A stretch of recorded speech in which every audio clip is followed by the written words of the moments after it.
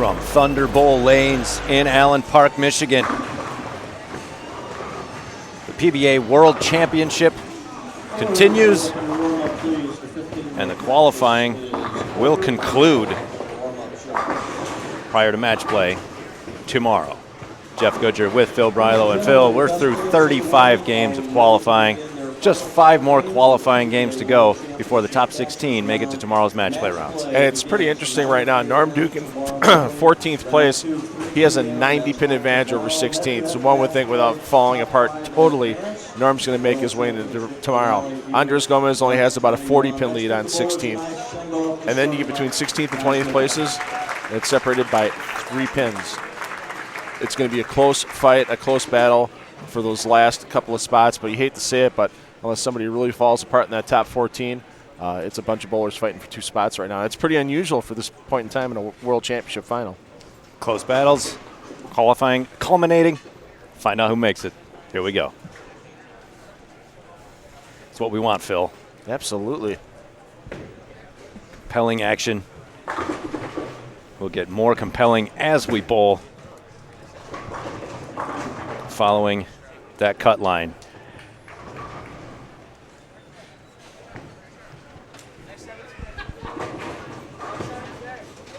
So let's give you the rundown right away. As we mentioned, a lot of those guys right now in the top 12 are locked in. It would take a phenomenal fall apart for a guy like Jacob Butcher from Matt Mcneal to fall out, as they have 140 pin minimum advantage over 16th place Darren Tang and Parker Bone. Tang and Bone both tied at 523. Watch Tang right here in his quest. Sorry, Phil. That's okay. So we're looking at those spots really locked in. AJ Chapman, Norm Duke have about a 90 pin advantage.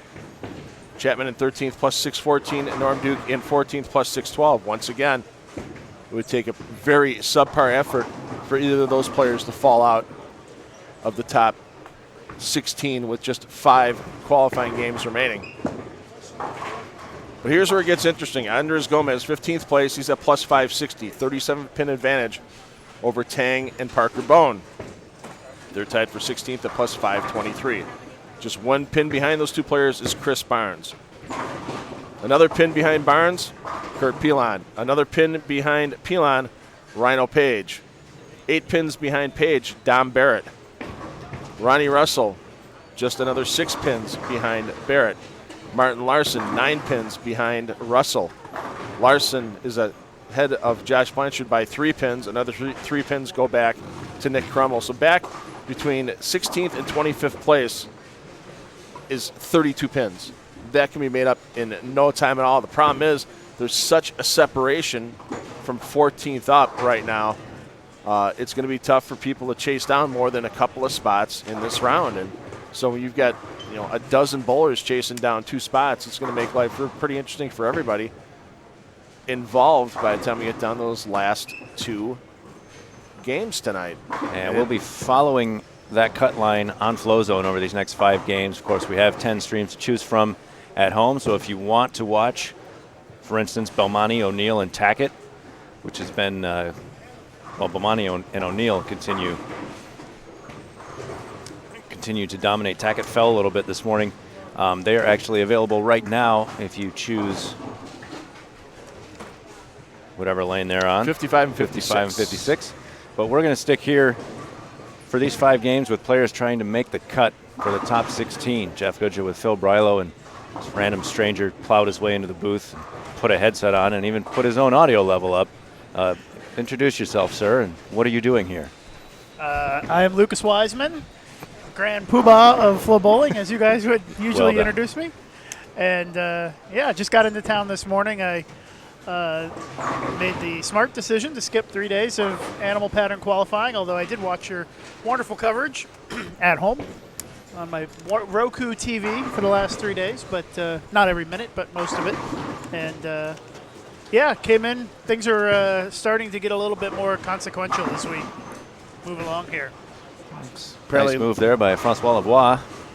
Pausing time. There we go. Got to put another quarter in the machine. Gee willikers. Well, Chris Barnes will fix that. Nope. Oh, yeah, he did. Have faith, Phil. I don't know. It's going away on Barnes. Oh, now it's back. Barnes is having a great week, isn't he? He's made a couple cuts already, and he is right there near the number for this this cut tonight.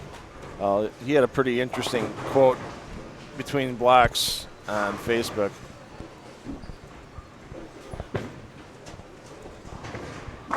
Where he basically said, well, taking 20 games of pretty good bowling and made it worse with 15 games of.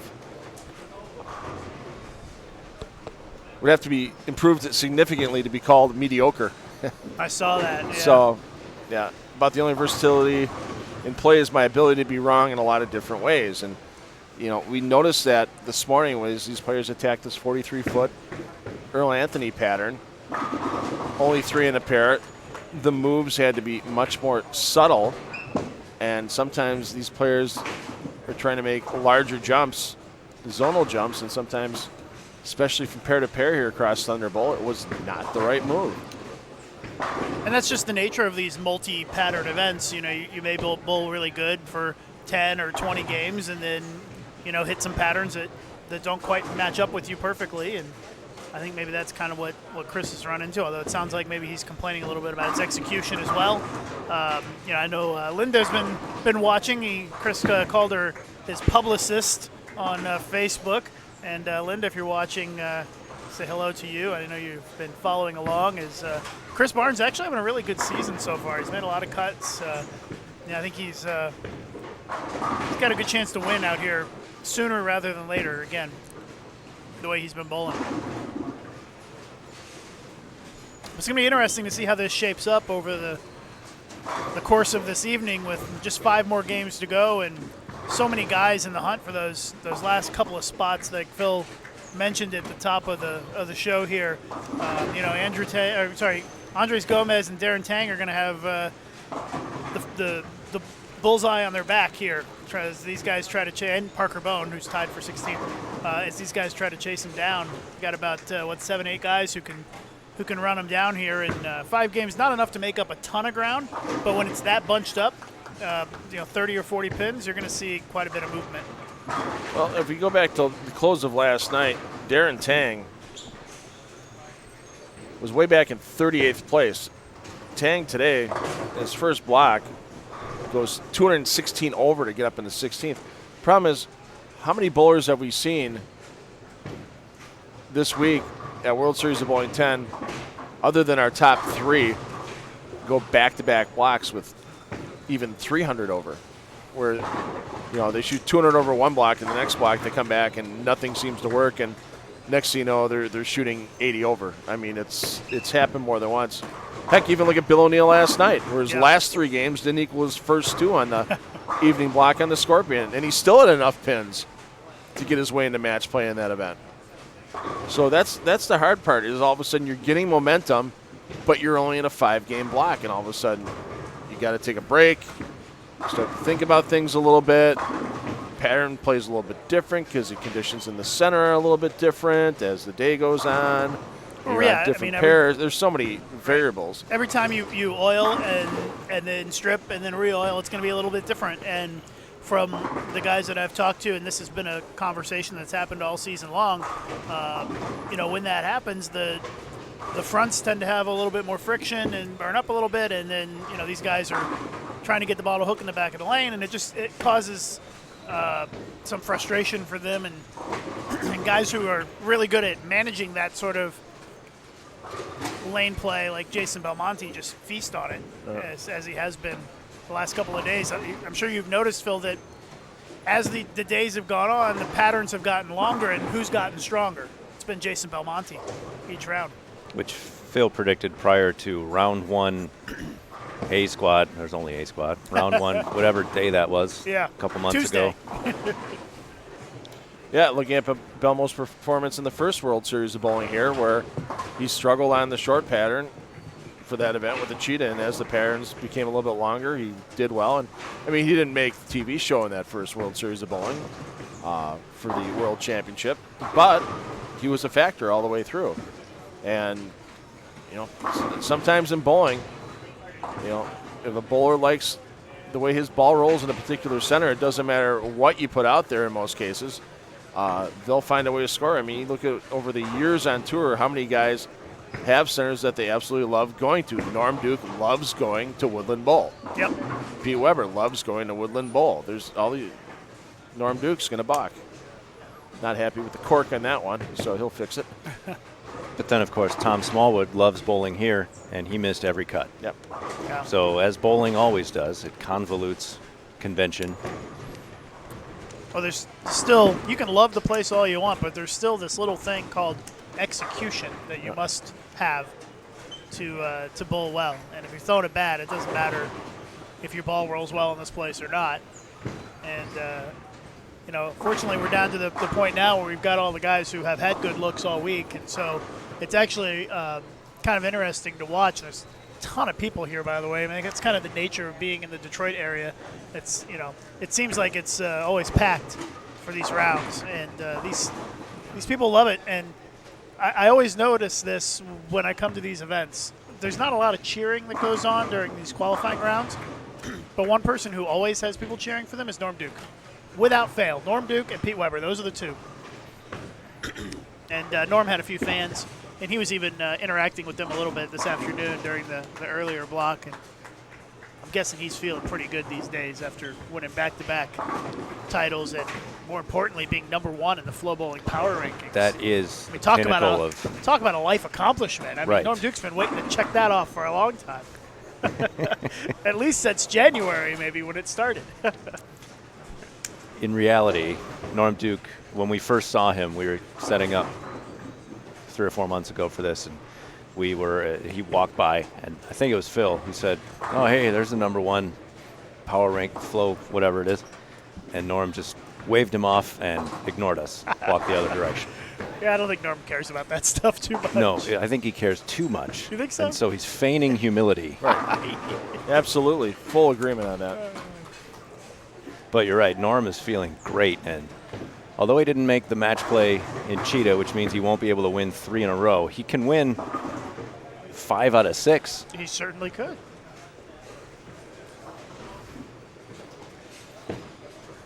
And the trying to get it earlier while the going's good. 26th place Patrick Gerrard, who's about 60 pins outside the number right now. He's down at 47 and 48. And Gerrard's started his opening game this evening with the front 6. So we'll have to keep an eye on Patrick Gerrard as he makes his way. It does seem like, Phil, that we always see some pretty big scores in the first game because the guys get their practice on that pair, and they tend to put up some pretty decent scores. You'll see that a lot, especially when I'm watching at home. I'm not at every event, but I'll be looking at the scores as they come in. The first game just through the roof, and then after that it kind of goes down as they move pairs. So wouldn't be surprised if we see a lot of big games here in this first game of the block. There's Norm Duke again. By the way, I can't tell you because I don't know, but it was a lot. How many views the video got with Tommy Jones and Stu Williams calling Norm Duke missing the single pin and blaming it on the approach. That video got so many views. If you didn't see it, it's pretty awesome. It's on FloBowling. I did see it. You were there. You were live. I made sure everybody else saw it. It was great. A lot of people liked that video, and it was so true too. I just sat at the bar and drank beer. Don't have to do a whole lot of work when those two guys step in the booth, right? It's makes life easy. Well, it's a different kind of work, but still work to be done no matter what here. I tell you, Stu is the one guy who, when you guys have him in the booth, I always get messages from people saying, "We love Stu, more Stu." I'm like, Stu's great, but Stu for 5 hours might be a bit much. I think he'd sit here and do it forever. He loves it.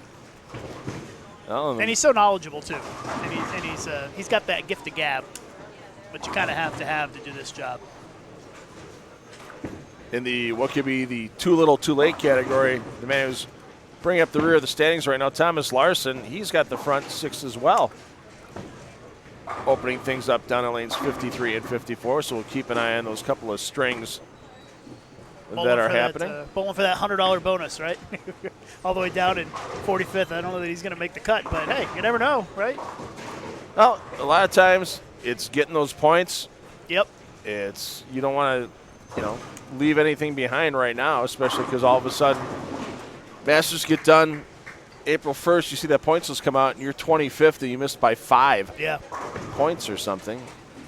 That's why you don't see these guys quit too often out here. I mean, every once in a while you'll see somebody who just kind of is mailing it in at the end of match play or whatever, but generally they're all pretty intense all the way through because they realize the importance of those points more than the prize money differential. There's not much of a difference when you get down there at the bottom of the standings, so the points are the big deal.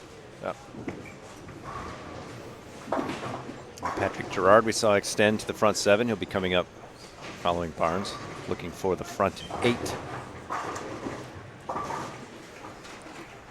So 3 big strings right now between Chapman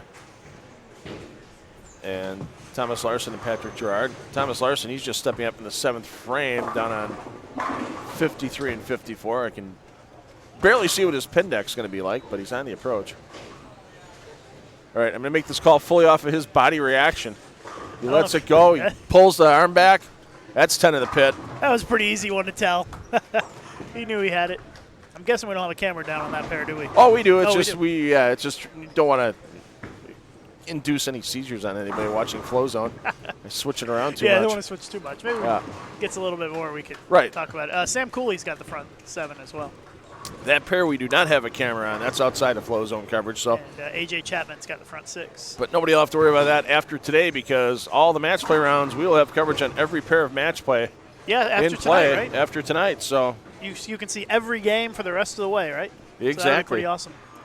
All 16 players tomorrow for the round robin 2 blocks, and then all of the match play on Monday, Tuesday, and Wednesday. And I would say, Phil, that Monday, Tuesday, Wednesday for FloBowling subscribers probably 3 of the most interesting, compelling, exciting days of the whole year so far on FloBowling. Those are going to be some. We haven't had any best of 5 matches like that so far this season, and it's going to be great as they battle for the show, and they'll be bowling on that show that night. So a lot on the line on Monday, Tuesday, Wednesday. You'll make sure you want to tune in for that. What time do we start? Noon? Noon for the round of 16, 3 p.m. Eastern for the round of 8 each day.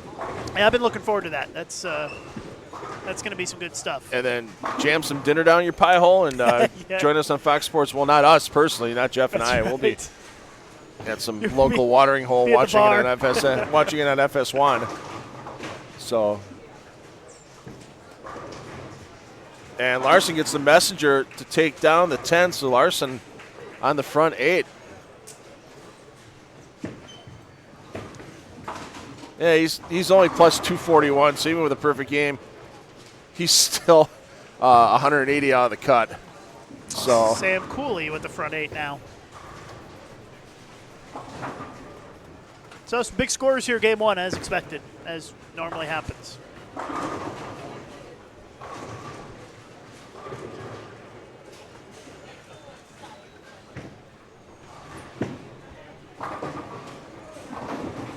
Norm can't get the 10 to rattle down.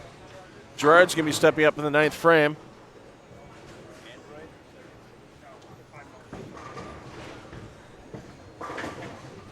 So we've got 2 guys with the chasing 300 right now? 3 guys chasing 300. 3. Thomas Larson, Patrick Gerrard, Sam Cooley. Yeah. What pair's Gerrard on? Gerrard's on 47 and 8, 48. and he has the front 8. All right, so we've got 3 of them with the front 8. Where's Sam Cooley? Out of camera over range. Here on the right. Oh, well. That's the bonus coverage Lucas will get. Right. Once he gets if I have to pick frame. one to go get, I'll go get Cooley because then I can pull the other 2 off of the archive later tonight. We've had a few games. We've had 2 or 3 occurrences where bowlers have had a 300 in the same qualifying game or match play game this year. Never had 3 to this point. And it's interesting with the smaller field that we have a chance for 3 this late in the game.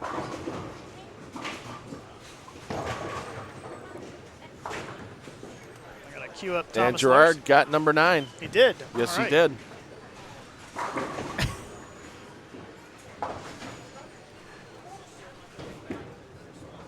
Well, we'll see if Thomas Larson can get another one here.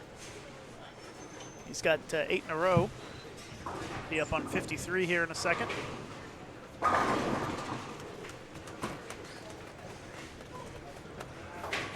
I say we're going to get at least one of these all the way to the end. Cooley's getting ready to step up as well. So Yeah, it's going to kind of be simultaneous with Thomas Larson. We can see Larson, so we'll focus on him. You can see how far right he is, standing all the way at the ball return on the far right side there of lane 53. look at how close that ball gets to actually hitting the ball return. Got another one. On the 9 in a backswing. row. So did Cooley. Cooley was dead flush. Gerrard's not up yet, but will be soon. I don't want to leave the booth because it's exciting right now. You know, it's like I want to go down there and get the Sam Cooley though, in case he gets it off of flow coverage. So I'll probably run down there here and leave this in your capable hands, and maybe I'll check back in later. We'll be here. If you'll have me, of course. Well, you saw how hard it was to get in here. I just usually barrel my way in and sit down and say, "Hi guys, let's chat." At least you waited for us to introduce you this time. I Well, then I usually made do. you introduce yourself. I usually try to wait until you can ease me in. All right, I'm gonna run down and see if we can not jinx Sam Cooley. Enjoy. Lucas Wiseman.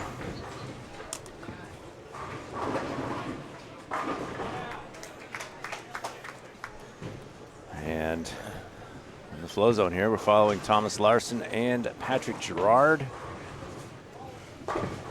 And I think they'll have some simultaneous 10th frame action, Phil. Yeah, I believe since they are 2 pairs apart with the PBA double jump rule, actually they're 3 pairs apart, so they should be up at separate points in time. As Gerrard's on 47 and 48. Yep, the issue is they have to wait for everybody else on their pairs to bowl 10th frames. Valid point. Brian Robinson closing out his game with a spare and a fill, and Graham Faw attempting to fill for 179, and following Graham Faw will be Thomas Larson. Martin Larson, no relation, just finished his 10th frame, which means Patrick Gerrard will be coming up before Thomas Larson.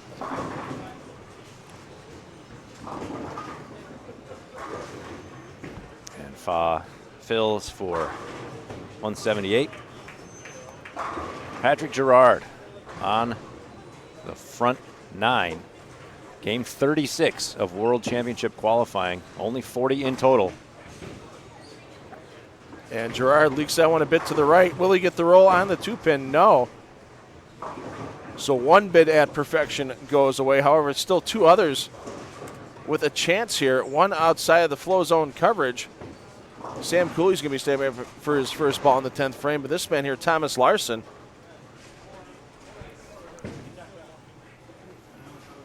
rough morning black left him in 45th place. No chance to escape into tomorrow's match play rounds beginning at 9 a.m. Eastern time. But Larson looking to get himself quite a few more spots up the leaderboard and take home some extra cash and take home a few more of those all-important PBA Tour playoff points. As Thomas Larson right now is sitting in 33rd, outside of advancing to Bayside Bowl. And the PBA League playoffs is only the top 24 after the Masters in points will be eligible to participate, and Larson skates it wide. Sam Cooley skated wide as well, 2-4, 8-10. And so all bids for perfection are done, and qualifying game 1 of this final 5-game World Championship qualifying block is in the books. 4 games remaining here from Thunder Bowl in Allen Park, Michigan.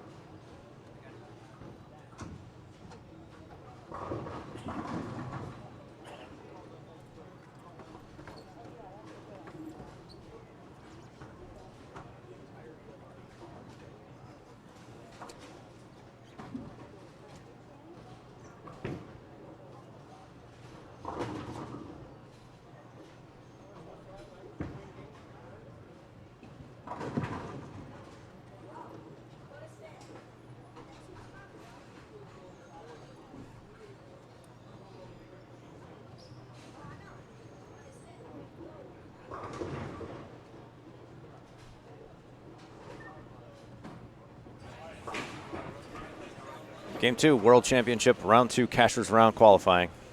Game 37 overall. And first group to get started, Larson, Gerrard, and Loschetter. Also going to have 3 of our players near the cut this game, Parker Bone, Rhino Page, and Andres Gomez. Jeff Goodger with Phil Brylow, and I was hoping this would happen. The man's putting his headset on. I've been waiting the whole time. I'll let you do the honors, Phil. It is time for 2 minutes with Timmy. Tim Mack in the booth. Guys, you got the perfect seat right now. Yes, indeed. Gives me a chance to sit down, and obviously we see the leaders coming through here and get a chance to watch the bowling right here in front of us and actually talk to you guys. It's been a grueling week, that's for sure. But what we've seen so far in these 5-game blocks, especially from this morning and now, is the scoring pace gets out pretty good early. Scores get pretty high early, and then a couple of these pairs get it real tricky coming down the stretch. And that's what we saw at least this morning. Now, it'll be interesting to see what happens now with guys trying to make that 16 number, that top 16 number, whether that happens or not. So we'll see how it goes. Yeah, I mean, there was such a bunch right around that number. I mean, there were 5 guys within 3 pins, the 16th, and then a jump up to Gomez, and then another big jump up to Norm and A.J. Chapman, and then guys like Mcneal in that. I mean, they had 140 pin advantage or more over 16th. That's pretty much a lock right there. You'd have to have the worst block of your life. Yeah, you would think. Well, just when you think of the scoring pace, that those guys wouldn't fall off. Although I know Mcneal struggled the first game.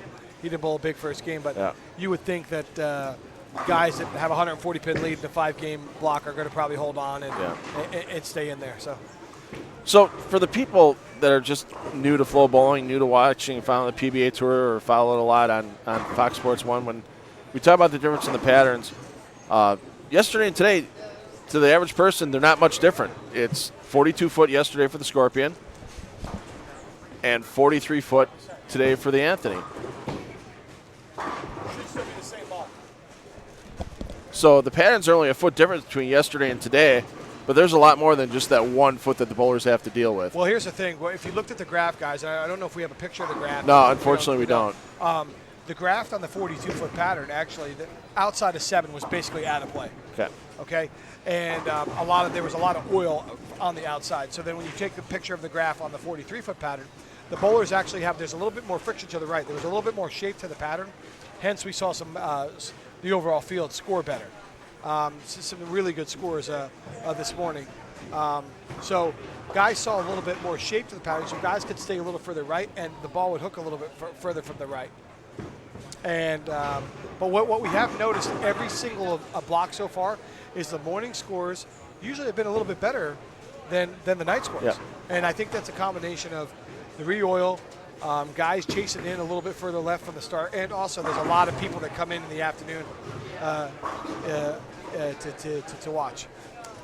So not a heck of a lot of change. For the players that were in the top 14, they're still in the top 14. Thing is, did Barnes jump in? I think Barnes jumped in, yeah. So Barnes is now 16th. He had 249, so he's in 16th. Gomez in 15th at 605 to the positive, and Norm Duke started at 195, so that's plus 607. And then, yeah, there's still a little bit, as you said, that gap kind of closed up. Mcneal still in 13th, still has a 74 pin cushion over 16th, but he's going to have to right the ship a little bit. He can't sit there and throw 182 the rest of the night and get out of this round. He's got a 100 pin lead on the number though right now, so yeah, if he can get a good game here, get him some breathing room. He actually looked pretty nervous the first game. So yeah, but look at how big the spread all of a sudden got. We had 5 guys within 3 pins of 16th coming into this round. Now that spread between 16th and 20th is now 56 pins. Right. Patrick Gerrard makes a big move with 278. Ronnie Russell got himself together. He was struggling early. He had 60 something in the fourth, and then basically punched out for 228. Russell at plus 534. Rhino Page 195 start. Kurt Pilon 194 start. They're tied at 515 over.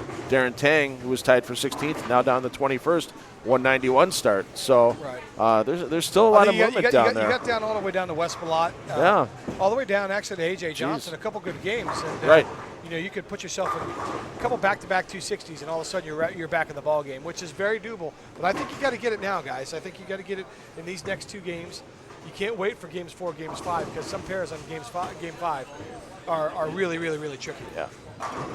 Yeah. The last thing you want to have to do is shoot 250 in game 5 of a block to try to advance, and I don't think it doesn't matter what pair you'd be on. It's going to be tough to do that, and I don't think it matters on either side of the lane as well. No, it doesn't. We've got a nice mixture of bowlers this week, and when you bowl this amount of games, what happens is you're going to have the creams going to rise to the top, right? So the guys that have just continued to pepper them, stay patient, keep their mind about them, make their bad games in the 180s, 190s, and make their good games when they have it, a big number. Great look at Belmo, the leader, here. Coming off 220 game 1. Yep, extended his lead over Bill O'Neill. And, geez, B.J. Moore still staying hot. Moore comes out of the gates 265. B.J.'s had an issue, though, sometimes in a block where he'll go 260, 160. That's been his bugaboo this week. Yeah, you know what? I told B.J., I feel like it's a breakout week for him. I mean, he's been so close. He's one of the most talented bowlers on our tour. And the only thing he doesn't have is that big win under his belt. Yep. And I think he's going to get one this week. I really do. I really think he's made 2. He made 2 of the animal pattern finals in the match play, and he's just got great patience and confidence about himself. He's one of my, and I say it to everybody, he's one of my favorite staffers on the Storm Motor Grip staff to work with. He's just such a, he never gets too high, never gets too low, and he's always thinking clearly, and I think that's why he's been able to have success. Well, like you said, Phil, the bad games, he's able to have a short-term memory. The only thing he does is he doesn't bowl full time out here because he's got a nice little family. But I tell you what, he's some player. I think this might be the week for him. I think he might sneak one out this week and get get that big win on the board, and then if he gets one, it could be 3, 4, 5 in a hurry, depending on how much he bowls. Yeah, he had that breakout World Series back in 2016 at World Series of Bowling 8 where he made every match play round. He finished 10th in the World Championship, finished 2nd in the Scorpion Championship that year, and then 2017 World Series of Bowling 9 had another solid World Series. Right. Wasn't the big breakout, but he got himself a 12th place finish in the Scorpion Championship and finished 25th in the World Championship. He's one of the most gifted bowlers, physically talented bowlers we have on this tour. And anybody that watches him will say, "Man, I wish I could throw it like BJ Moore." And I'm his friend, obviously, but I'm a fan of bowling, and I don't think he's going to be going anywhere in this pattern. I really don't. And when we go to the other side, when we play the 16 games over there with the friction, I think with his speed and his rev rate, that's going to benefit him as well. Yeah, I mean, BJ this morning avoided that 160 game pitfall that seemed to buy him another rounds. Started 231, 279, 247, 209, and 226 for a plus 192 total. And that was one of the higher totals out of everyone in that afternoon block. That's right, and he had his 6-game total so far. He's got 1460 for 6 games, and this game he's got the front 4. Yep. So, yeah, he's not going anywhere. Gives a big smile over at you at the booth. Neither is that guy either on 65. He's probably not going anywhere either. Yeah.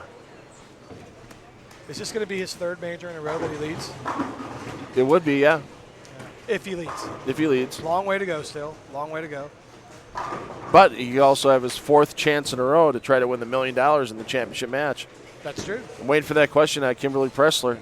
Even if Belmo wins major number 11, the first question I want out of Kimberly's mouth is, hey, you just had your 4th chance to win $1 million for a 300 game. What does it feel like blowing that? I'll tell you what, it's enough pressure. If you think about the fact of what Jason's trying to accomplish by being the all-time leader in our sport in majors, and the fact that he's been in the title match the last 2 events in the majors, Yep. that's enough pressure in itself. If he gets the first 3 or 4, great. If he doesn't, great.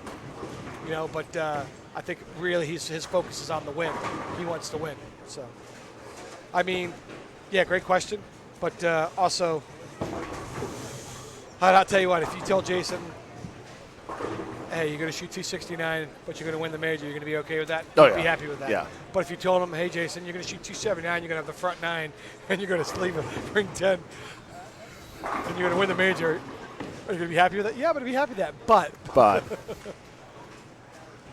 again, like I said earlier, guys, I think you got to get if the people that are chasing, they got to get some big scores now because the lanes transition and they get quite good right now. Games 2, 3, 4, but game 5, you get on the wrong pair, on the wrong side of it, that's not going to be good. No one's won the World Championship since it's been renamed the World Championship back to back. Nobody's won it even twice since it's become the World Championship. Yeah, the only one I know is I think E.J. Tackett led it back-to-back years. And Correct. He lost to Gary, and then he won the second year. Is that Yep. correct? So the last 2 years, it was the National Championship. Norm Duke won back-to-back years in 08 and 09. Okay. So it's been a while since anyone's repeated as champion in this National or World Championship. But, of course, the man that set the mark for that, Earl Anthony, twice he won it 3 years in a row. That's a pretty good stat. Yeah. I mean, you look at Belmo's, the number of majors Belmo has out of the Masters. He's got 4 Masters titles. That's the majority of the 10 he has out of the different majors. You look at Earl's Masters titles. He had a couple. Earl also had 6 national titles. Right. And a couple of TOC titles. The 2 things that Belmo and Earl have in common that they haven't won as a major, U.S. Open. Yeah, and the one U.S. Open I know that Jason finished second to a couple years ago when West Belmont beat him. Jason led by 500. Earl led by 500 both years. He lost just like Buttriff. Yep. It's not easy to seal the deal. You got to win the tournament a couple of times. So those one-game matches, if you put yourself in position enough times, usually good things are going to happen. So, but it's his record, Jason's record is incredible, as is Earl's. as is Weber's, as is Walter Ray's. I mean, those guys are. We're talking about the Mount, as Norm Duke. We're talking about the Mount Rushmore of bowling. You know, your Mike Albies, all those guys that have 6, 7, 8, 9 majors, 10 majors. It's absolutely. It's mind-boggling. To win one is special. Right. To win double-digit majors, are you kidding me? And some people would say that the Masters, that might be the easiest major, but also the hardest major to win. Yeah. Because of so many influencing factors, you got to get it. So many things got to go right way, got to go your way in the match play. And then you have Jason, who I don't think I'll see in my lifetime. I don't think I'll see anybody win 4 Masters, in my lifetime. I may. But then again, I didn't think I'd see anyone, eclipse 3, and Jason went out and won 4. So maybe there's somebody out there. Might be Simonson. Simonson has one already. Simonson has a Masters, and he's young enough. He's the guy, I think, with 2 majors at 22 that, he always seems to be in the hunt in these majors as well. That he could, that he might be able to threaten and push the envelope. And also E.J. Tackett and the other guys. So those guys seem to be up there every single time the majors are around. Those guys are always in the hunt. Yep. Guys, I'm going to go take a walk around the ball. It's always a pleasure to be in here. I'm glad we got more than 2 minutes. It's always good when we get more than 2 minutes. We know you're always on the move here. I'm always happy to be in here. Yeah. You guys got the best seat in the house. Keep doing a great job, and hopefully we'll talk to you later. All right. Thanks, Tim. Thanks, guys. Storm Rotogrip ball rep extraordinaire, man among men. Tim Mack heading out of the booth, keeping an eye on his charges out on the lanes. And he doesn't have to go keep an eye on B.J. Moore, though. He's outside of the flow zone coverage, but B.J. Moore on the front half. So Moore still dreaming of a dozen, looking to keep moving up that leaderboard.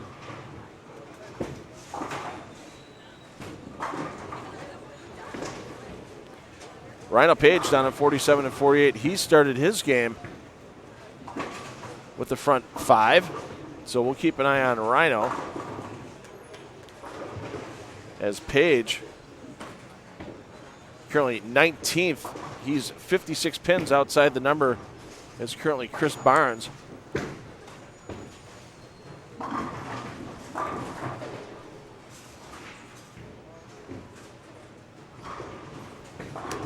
And look at A.J. Johnson. Tim Mack mentioned can't count out Johnson.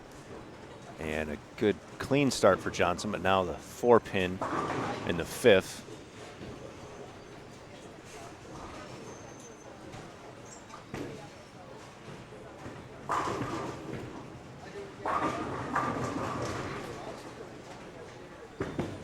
Johnson with Cooley and Pepe.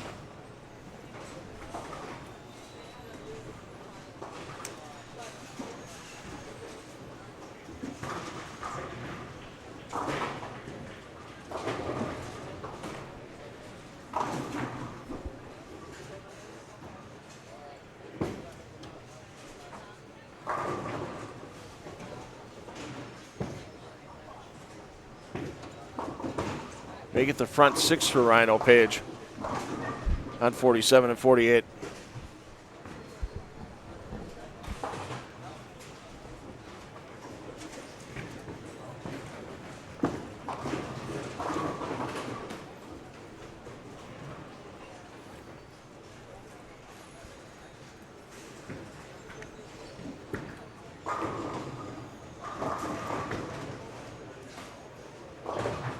Page trying to bounce back off a 195 opening game that took him outside of the top 16.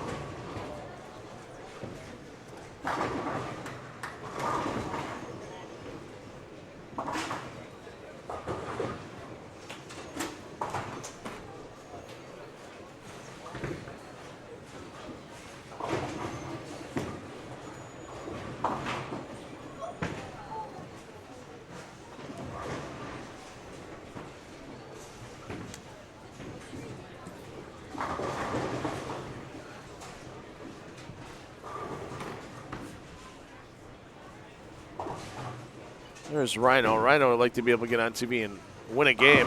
He hasn't done it yet this year. 3/5.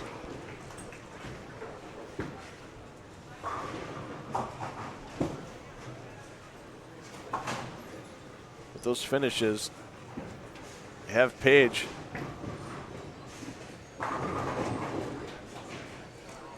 sitting in 17th place in the PBA playoff points list, and unfortunately Page has his bid at perfection ended by an errant shot. BJ Moore still alive for chasing 300 with the front 7.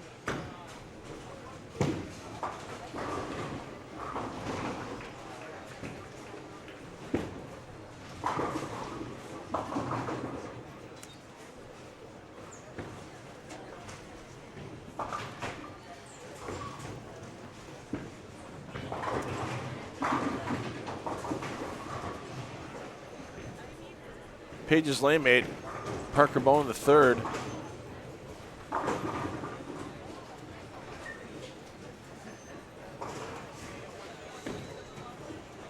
Currently sitting in 23rd. Parker 182 the opening game, dropped in the plus 505. But once again, the ebb of flow, the ups and downs, the lefts and rights as these players goes pair to pair through this 5-game qualifying block.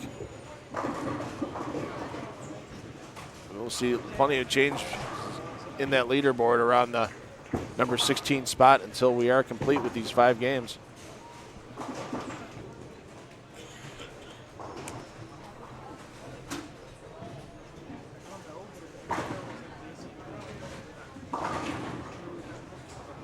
Andres Gomez out of the gates with 245 in game 1. Keep himself in 15th position. Solid black for Gomez today, plus 123 in the afternoon round.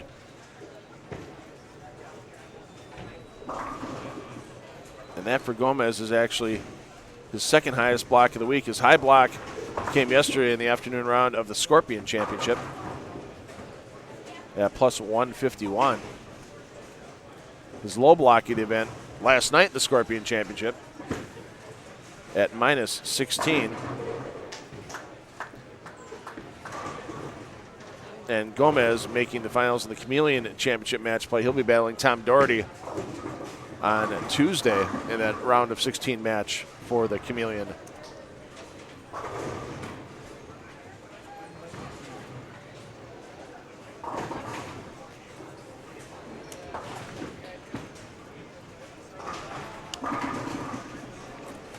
That washout Parker Bone just left, I think, is the first shot that hasn't been a split in the last 9 frames. And now O'Neill strikes, thankfully. Yeah. See what Page can do here.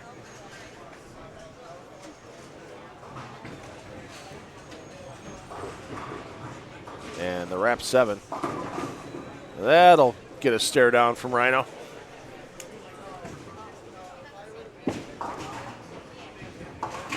BJ Moore, his string ends at 7. Single pin conversion though in the 8th.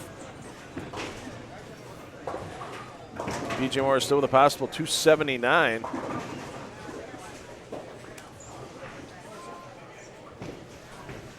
And with BJ Moore just 21 pins behind Bill O'Neill, we could have somebody new into second place in this event for the first time in a long time.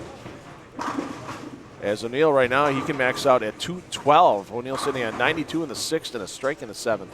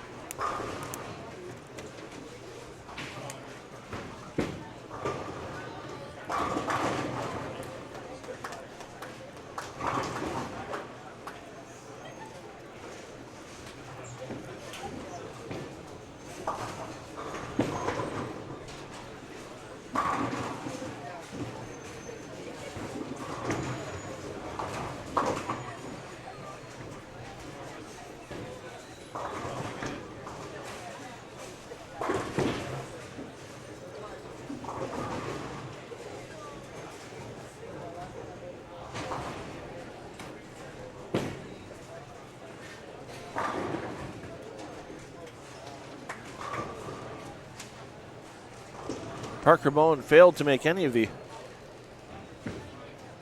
animal pattern finals, so his competition at World Series of Bowling 10. We'll end here with this World Championship.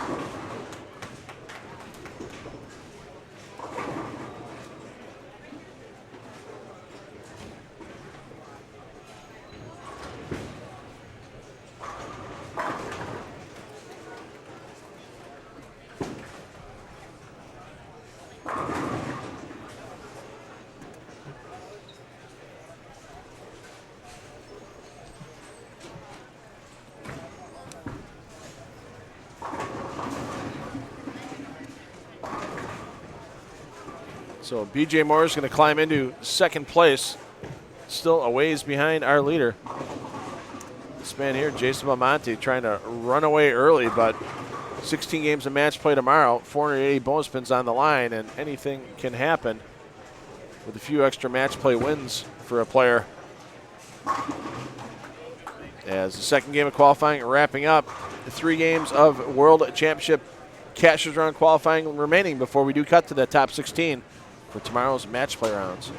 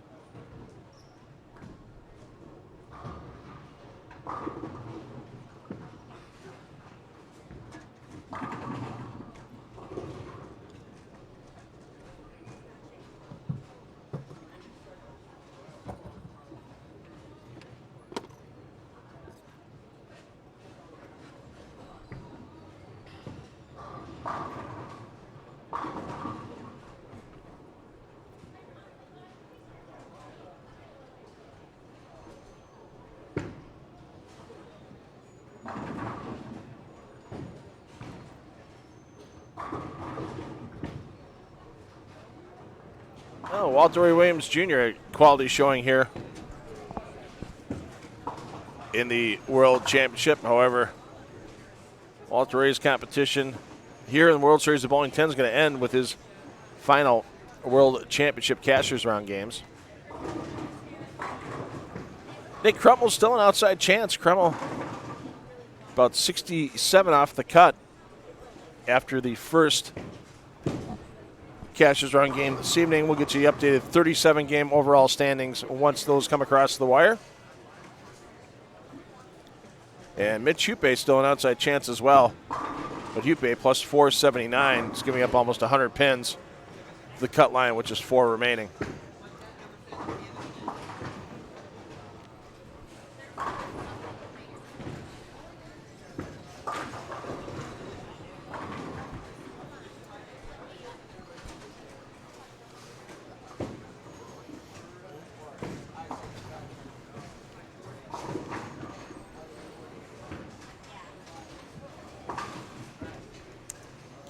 Take a look over here at Blanchard, Barrett, and Malott getting underway.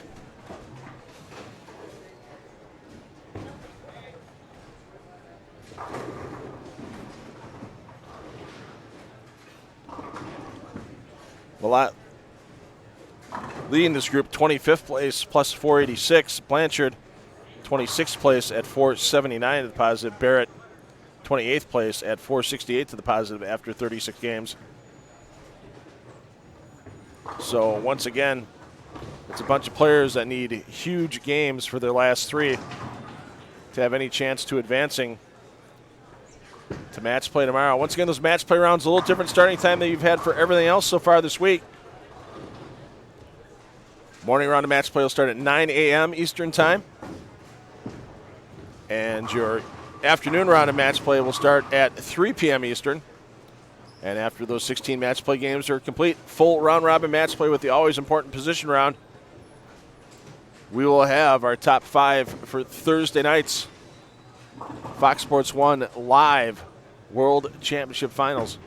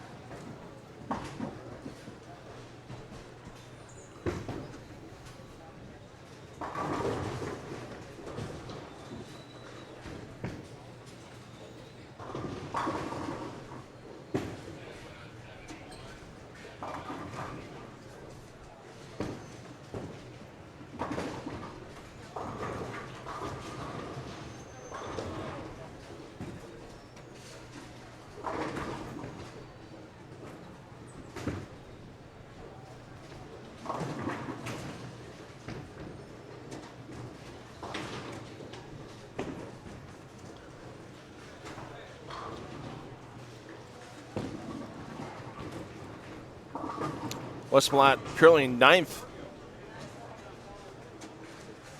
in the PBA playoff points list. He's looking to get up at least one more spot. That all-important top 8. Those players received the first round bye in the PBA playoffs and guarantee themselves a best-of-3 match in Bayside Bowl. All the bowlers are qualified 9th through 24th.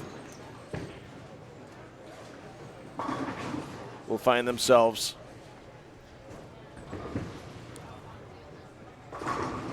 bowling a single game match to advance in the bracket. And Wes Malott, he has no other opportunities to obtain additional points as Malott did not qualify for any of the 3 animal pattern match play rounds. So this is Malott's last chance to gather a bunch of points. Chris Barnes in 16th, Josh Blanchard currently in 20th. Scores are updated. Phil, you should be getting that shortly, as my Ethernet cable is slightly shorter than yours, and I therefore see the updated standings. Braggart. Fire away, sir. Fire away. Let's go to the cut line. It's Andres Gomez. He's 16th at plus 588. Just behind him at plus 579 is Patrick Gerrard. Rhino Page is plus 567, and then Darren Tang plus 517. Ronnie Russell plus 515, and Wes Malott plus 512. On this pair with Malott, Josh Blanchard is plus 508. Barrett is at plus 496. He's 2 spots behind Blanchard. Parker Bone and Martin Larson in between there as well. And this man, Chris Barnes, is now 15th, plus 615. Norm Duke just ahead of him at plus 625. And Matt Mcneal plus 636. And a pretty big jump up to A.J. Chapman at plus 670. And then Jacob Buttriff at plus 690. E.J. Tackett is 10th at plus 696. Top is very similar. Jason Belmonte still leads, but B.J. Moore, as you said, Phil, was going to jump into second, and he did. Bill O'Neill now third, followed by Tom Doherty, Kyle Sherman, Sean Maldonado, Chris Prather, Anthony Simonson, Dick Allen, and as mentioned, E.J. Tackett in 10th. Yeah, and the thing right now for guys like Josh Blanchard and Wes Malott, Don Barrett, they have to shoot 150 over for the last 3, and that is not an easy thing to do as this Earl Anthony pattern gets chopped up, broken down. But Blanchard and Malott never say die. Malott front 3, Blanchard front 4. And when we had Stu Williams in the booth earlier today, he talked about some of these pairs, you should be able to get off of them, even if they're broken down with the oil pair in a bit, with pretty decent scores. Maybe this is one of those pairs, but sometimes it seems to be all the players catch fire at once on a pair. More than the pair itself. West comes up light and can't roll the 2. Yeah, the thing is right now is Andres Gomez, only a 9-pin advantage on Patrick Gerrard, only an 21-pin advantage on Rhino Page, but then it's 71 pins between Gomez and Darren Tang, and 73 pins between Gomez and Ronnie Russell.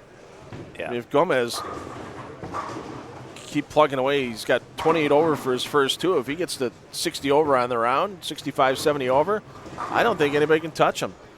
And Gomez with the front 2 this game. He's on 51 and 52. If you want to watch this whole game, we'll also be checking in with him on the Flow Zone. The other guy that might have a chance is Patrick Gerrard, the man. He's on fire. Gerrard 516 for his first 2. 278, 238 for Gerrard. And Malott picks it up out of the back. So still clean for Malott through 4. Blanchard is on the front 4, and Dom Barrett clean, shooting a 4-pin. Back to Chris Barnes facing the same split Malott just converted. Actually, that's not true, as I did not see the sleeper back there. 2-8-10 for Barnes, takes the count.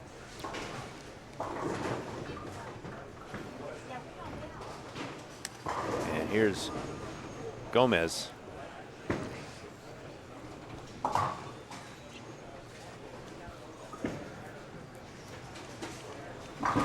Yeah, the one thing for Gomez, a guy right behind him in the standings, is bowling with him on his pair lanes. He knows he's got to keep Rhino Page in the rearview mirror, and that was just soft. You saw Gomez just staring that one down all the way down, hoping he gets some push, and did not happen.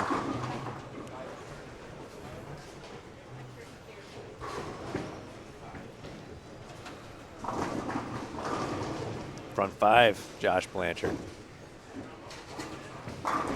Blanchard trying to chase down his good friend and frequent travel roommate in Andres Gomez. Doubles partners as well, if I remember correctly. Indeed they are. For the Roth-Ullman doubles.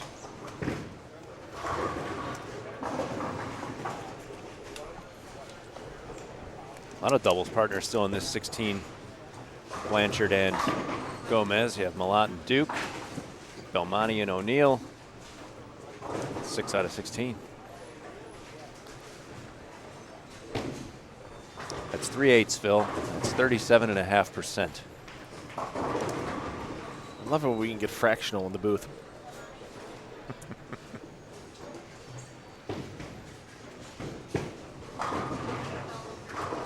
And Parker continues to run into problems this evening, and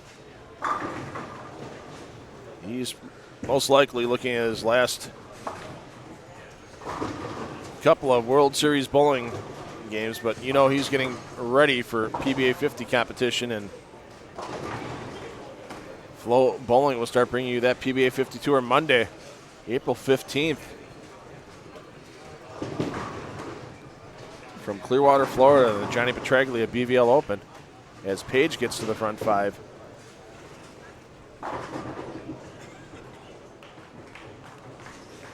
Paige making match play in the Cheetah Championship. He'll be battling number 1. Oh, he is the number 1 seed. He'll be battling number 16 seed, EJ Tackett, in that opening round.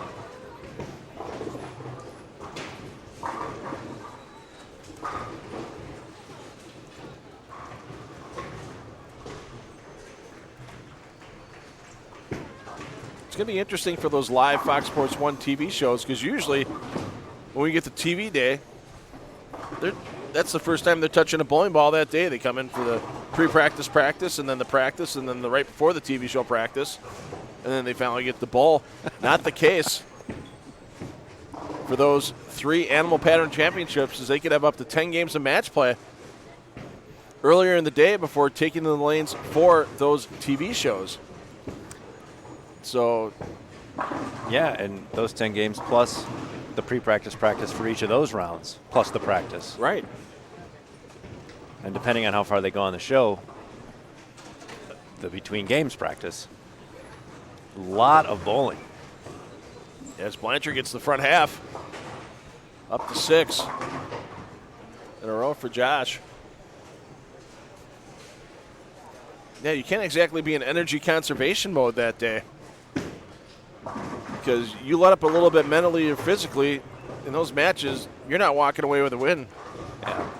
And then having to take those breaks between round of 16 and round of 8, and then the round of 8 in the TV show, what to do to kind of recharge the batteries and get yourself ready for those TV show lights. Yeah, probably fairly similar. Some of the guys have experienced it when the World Series would tape several shows in a day, and if a guy made multiple shows, he gets on that adrenaline high of being on the show, whether he won or lost, and then he has an hour or two to calm down and then reset. And that's exactly what's going to happen to every single player on these TV shows. The high of making the show, a couple hours to try to calm down and get ready to compete again. Yep. Should make for interesting TV, which is why I suggest everyone watch. Set those DVRs if you're not going to be at home. Heck, set the DVRs anyway. Watch it more than once. And if you're one of our international subscribers for FloBowling, you'll get to watch the Fox Sports 1 telecast live as part of your subscription. So basically, you can go about 20 miles away from here in Windsor, Canada, and watch the FS1 live. FS1 show live. Yeah. While you're there. I knew I should have brought my passport filled. I know. I forgot mine in a dresser at home. I'm disappointed in myself. Well, swim across the Detroit River. If anybody catches us, we'll just explain. We're going over there to watch professional bowling on FloBowling. And I'm sure they will not only let us in, they will join us for the viewing. Just watch it right in one of the guardhouses. Yeah. We're Wow. fortunate. Thomas Larson and Frankie Lavoie, 4 lanes apart. Just left almost exact replica 710s.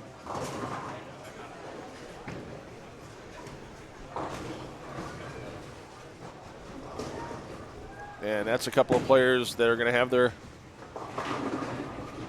World Championship runs come to an end tonight.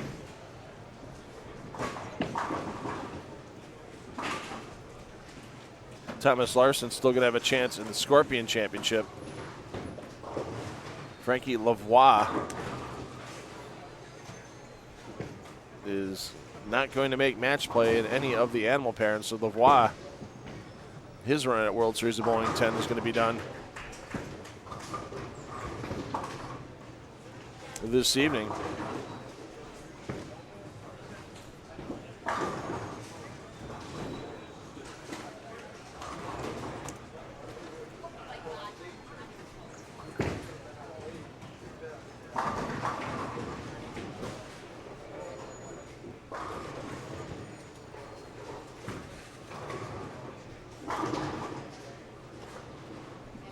Difficulties here for Gomez in game 3. Trying to hang on to that 16th spot.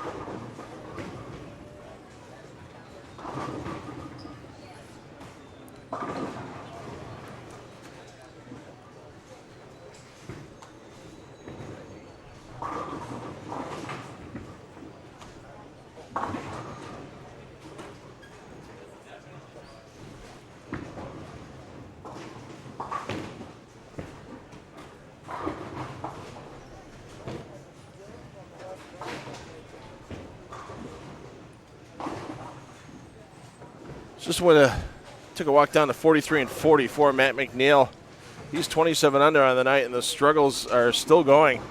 He's clean through 7 frames, but 0 doubles, 2 strikes, and 5 spares for Mcneal. So he's got to figure something out pretty soon, because the rate some of these guys are catching up to him, and he's fallen a couple spots down the leaderboard tonight. He's far from a sure thing to be in that top 16 anymore. That could be the story to watch. And as you mentioned earlier, Jeff, he's finished 11th in every World Series of bowling he's participated in the World Championship. Be 3 finishes in 11th place? 3. World Series 7, 8, and 9. 11th every time. If he wants a chance to do that again, he's going to have to right the ship. With just 2 games of qualifying remaining for the World Championship Cashers round after this game is complete.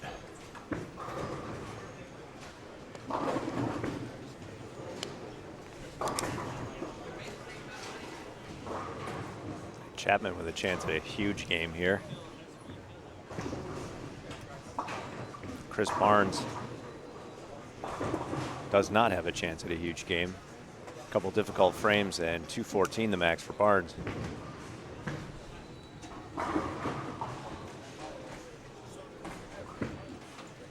That's not true.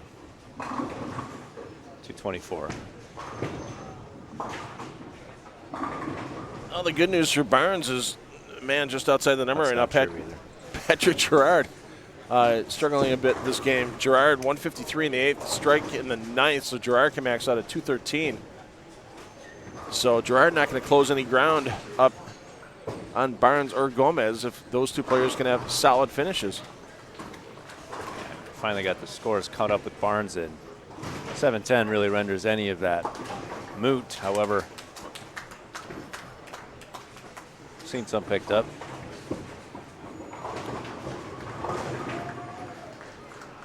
Narmy, come back. Narm, you still have to bowl yet. Oh, okay. He's making his way back to the pair.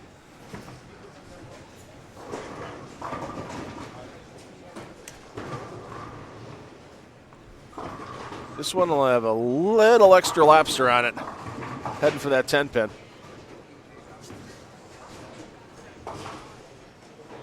No extra butter, though. As the 7 stands. 171, the max now for Chris Barnes. And he was in 15th at plus 615. Well, Patrick Gerrard just left the 7-10 of his own on 61 and 62.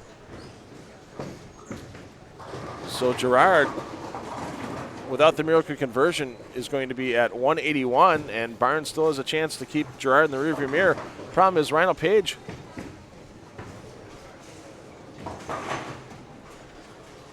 over at 57 to 58. I'm sorry, Page is not on that pair. Now Page is 51 and 2, and we'll get over to Page. He's coming up right after Gerrard, who is up right now, off to the right of your screen.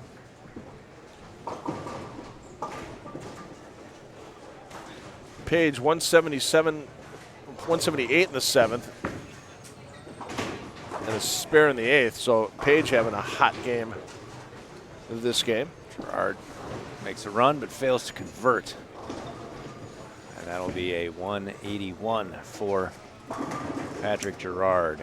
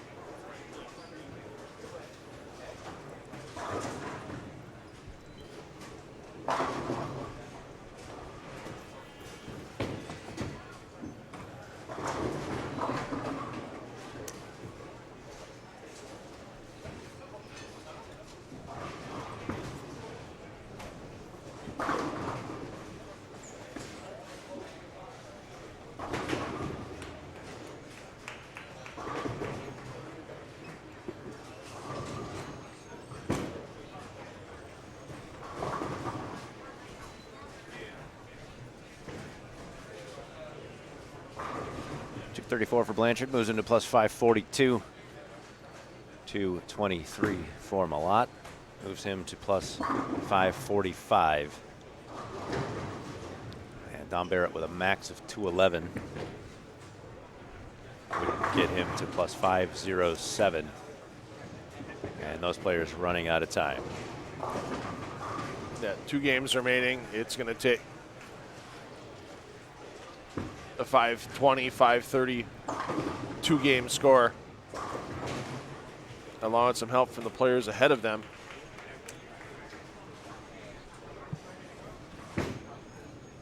To have any chance of making the top 16.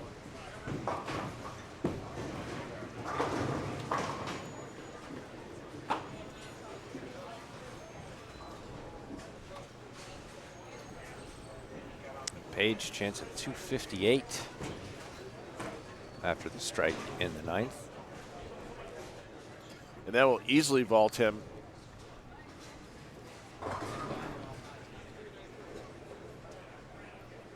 into the top 16.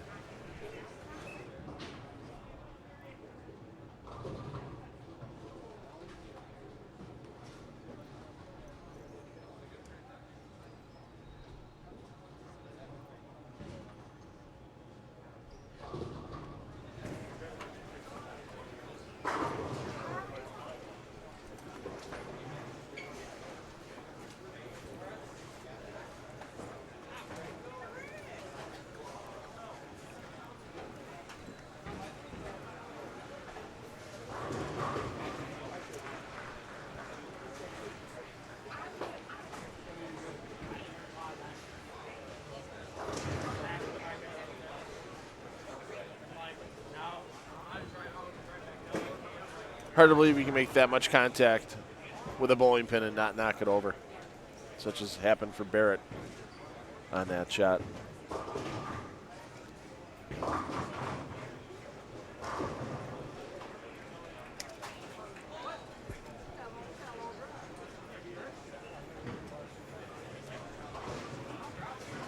And Barrett with the area check. Look for a different reaction, and he's got to find it in a hurry. As the games for Barrett are running out.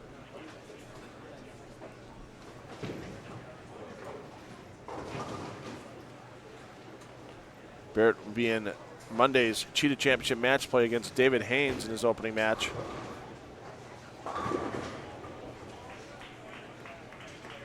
That is the only match play remaining for the former world champion. Another former world champion here with Parker Bowen III.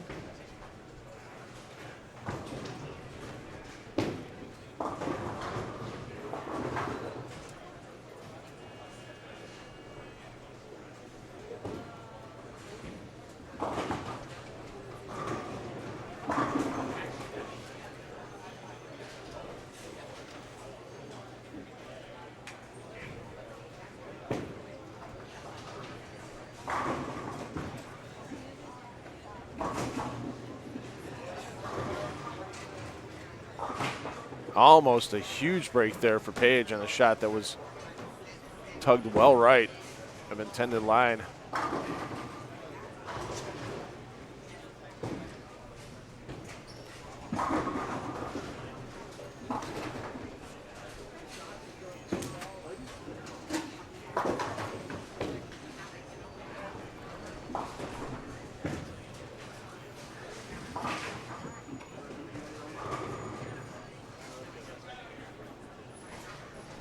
So we'll get your 30-game scores tabulated here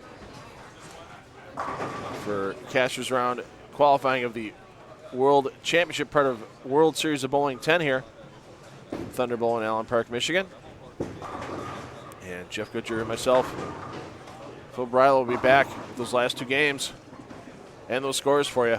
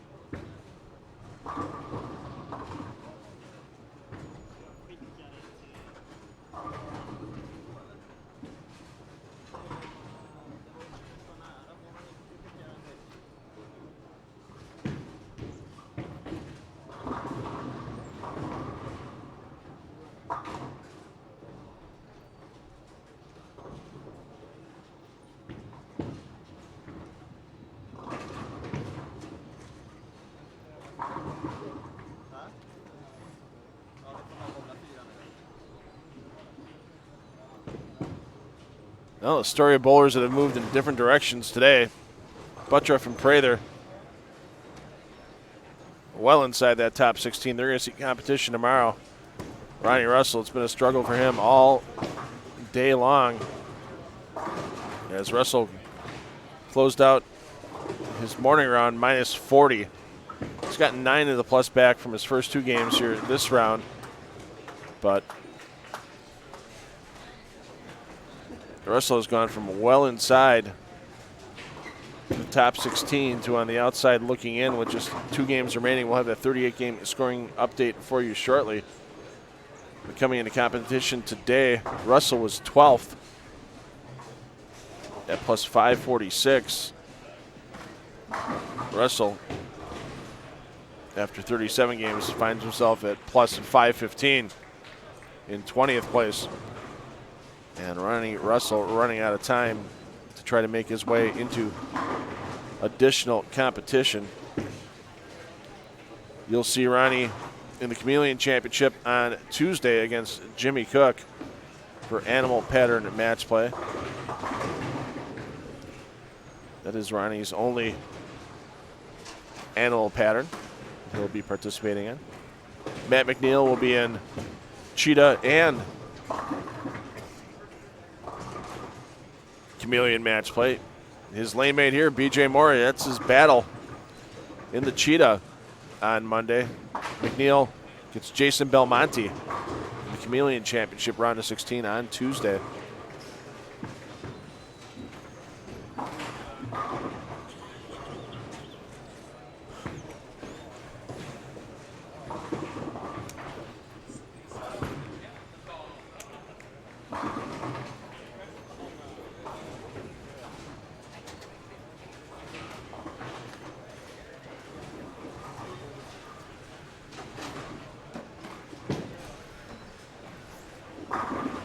Mcneal assuring himself of the count.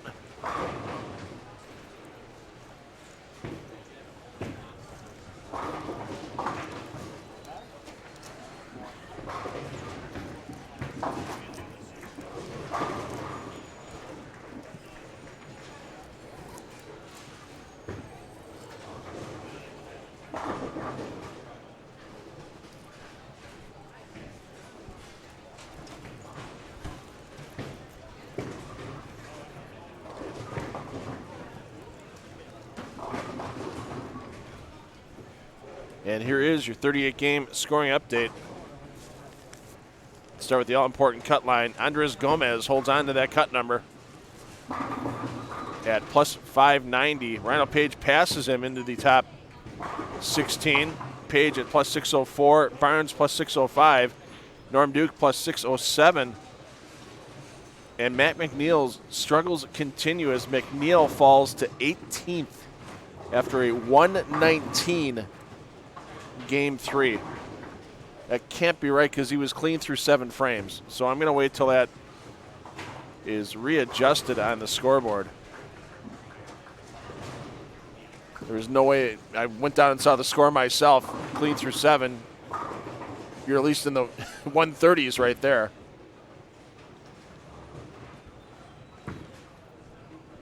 So there could be some changes in that top 16.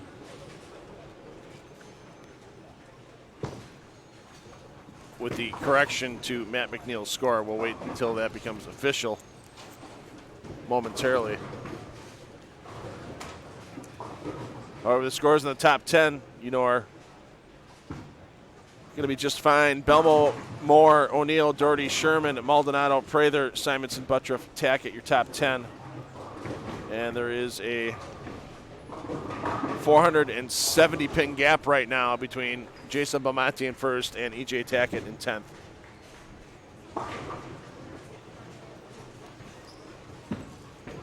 I've never thought that one player could make match play irrelevant going into tomorrow, but with only 16 games and a 392 pin lead over 5th place Kyle Sherman. Belmo's in the step ladder. It's just a matter of where. And odds are it's going to be number 1. And how about that? Another 7-10 for Mcneal. And he is in a struggle bus right now.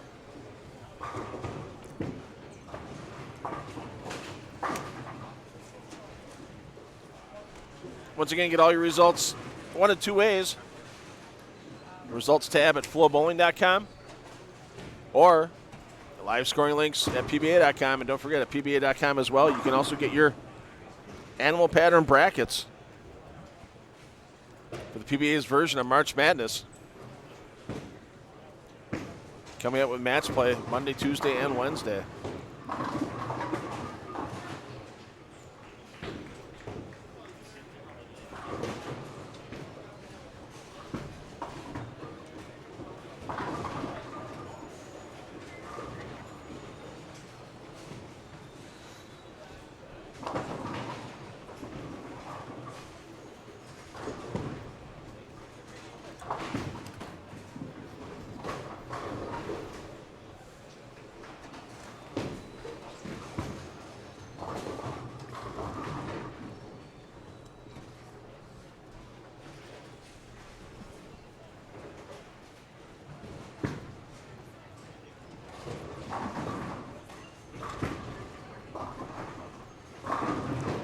How about that for Mcneal? 2 7-10s this game. Now a disgusting 9-pin.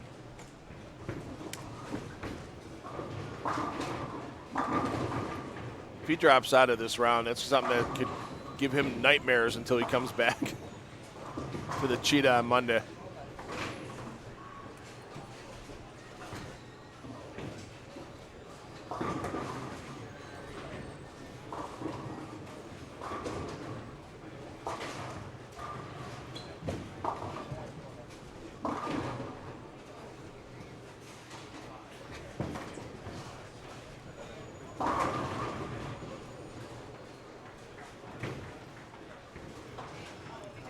Ronnie Russell.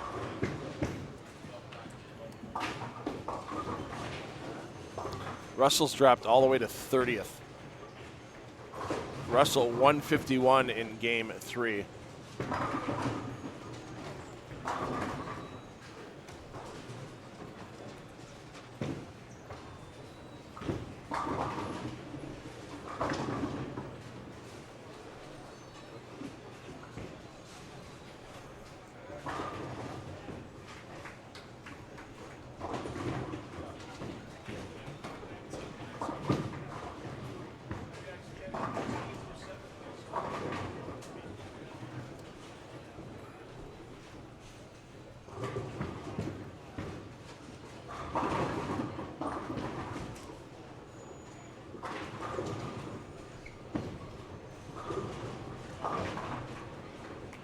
Buttrick giving that one the wave. Don't you dare stand against my might and my Mountain Dew, says Jacob Buttrick. Actually, I heard he's trying to kick the habit of the repetitive 20-ounce bottles of Mountain Dew. So, Is that why he hasn't been stashing them behind our booth?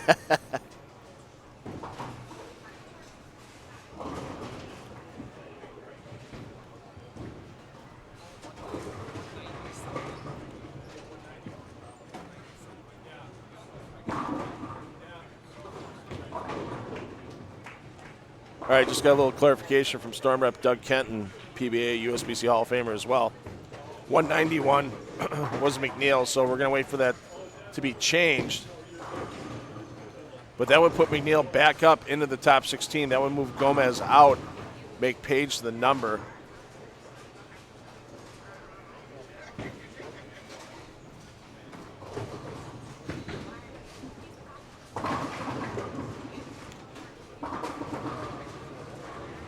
And that would leave Mcneal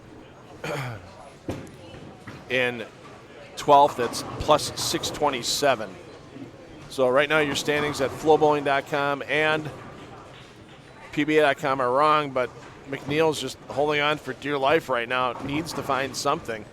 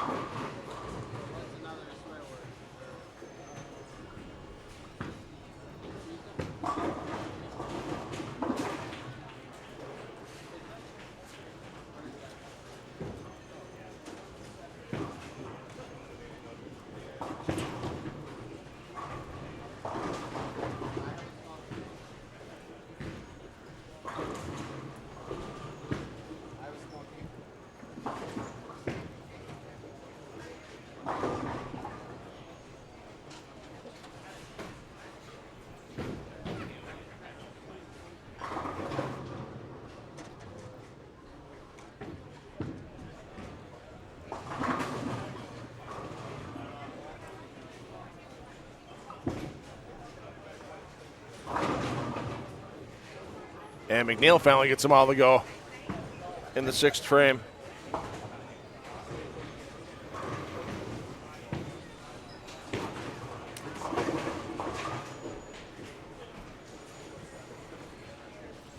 BJ Moore, highest 3-game block by far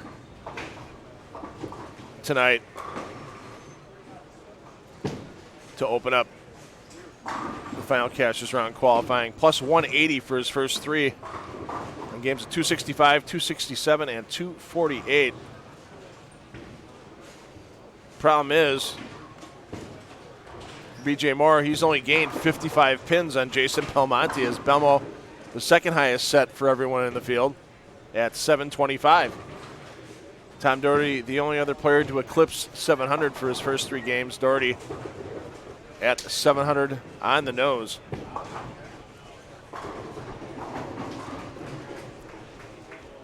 And as Tim Mack mentioned before, you don't want to have to be a bowler in position that needs 250 or 260 in Game 5 of this block, because most of those pairs here inside of Thunder Bowl aren't going to give that to you on this chewed up Earl Anthony pattern.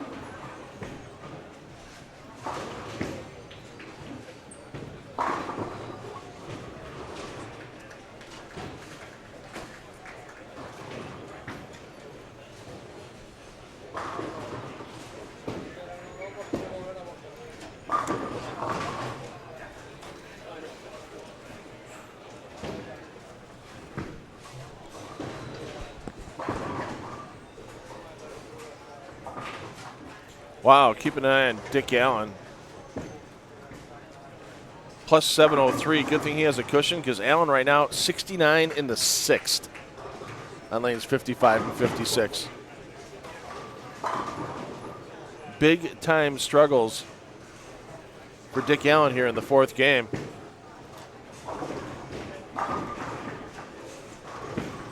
Here's Dick Allen. Back-to-back opens he's working on here. Comes high again. Leaves the single pin. Allen, spare, open, strike, open, open, open. Through his first 6 frames.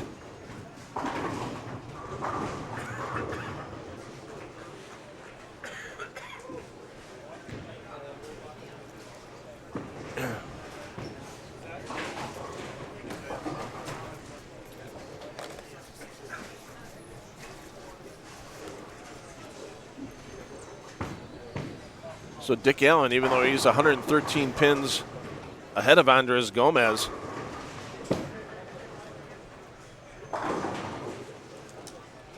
you can't be putting a 120 or 130 game on the board and giving a bunch back.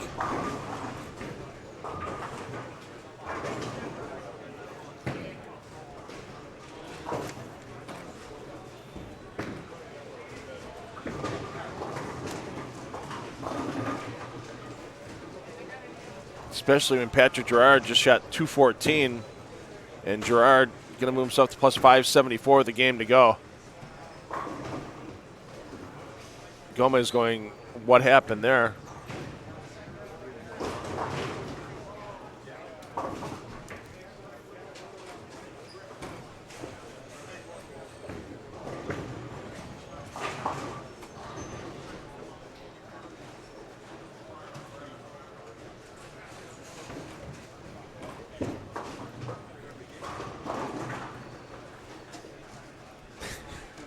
Page could not want to shoot that deadwood less. And he's not going to. Parker, you're a multiple-time Steve Nagy Award winner. One of the things about being a Steve Nagy Award winner is that you're really good at clearing deadwood, so I'm just going to leave it for you. Chris Barnes having a solid game on 53 and 54. Barnes, spare, 4-bagger, spare, strike through 7. So Barnes can max out at 269. Coming up in a moment, Chris Barnes. Here he is in the orange shirt that says Chris Barnes. And considering Barnes is 34 pins behind Gomez, who's the number right now. Matt Mcneal, they did correct his score. It was not 119 in game 3. It was 192. Before Barnes, Josh Blanchard looking for a 236. Or is that an 8 and not a 6, Phil? 238. No, it's a 6. 236 if he can fill. And that would get him to plus 578. Still an outside chance with the way this field's kind of shaking out right now. But if Barnes puts 269 on the board, he'll have some distance between himself and Blanchard. Already a 24-pin advantage for Barnes over Blanchard. And Blanchard only gained a few pins on Patrick Gerrard. Actually, he gained enough to pass Patrick Gerrard. He was only 18 behind. Gerrard only had 214. So Blanchard will keep himself just outside the top 16. We said it was a lot of players battling for 2 spots, and that's the way it's kind of shaping up with 1 game to go here. 39-game totals coming up. And we'll bring you all the action here in the flow zone for those bowlers that are close to making that World Championship match play cut for the top 16.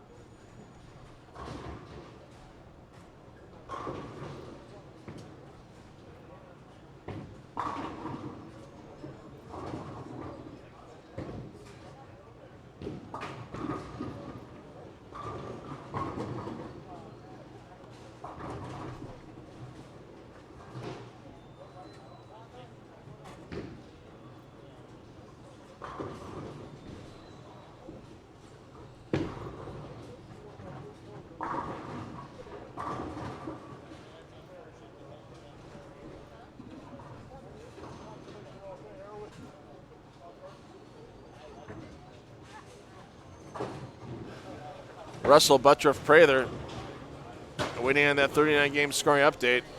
And Ronnie Russell is going to be kicking himself, I think, a little bit as to how he played the lanes today, how he executed on this Anthony pattern. Never say die, but he can max out at 270 this game, and even that might not be enough. But he's going to keep tossing as many strikes as he can. And we will get you that 39-game scoring update as soon as it comes across the wire. Of course, our top 12 right now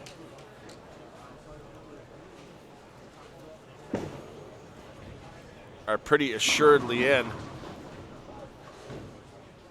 But with Norm Duke and Dick Allen, Matt Mcneal struggling a bit in Game 4, we'll have some jostling of that leaderboard near the bottom.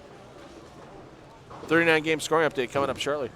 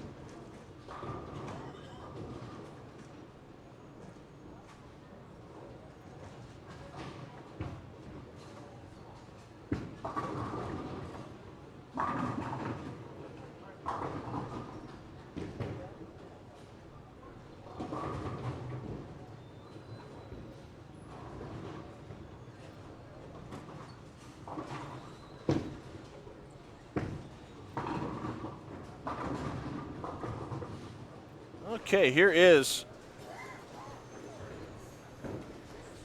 your 39-game update.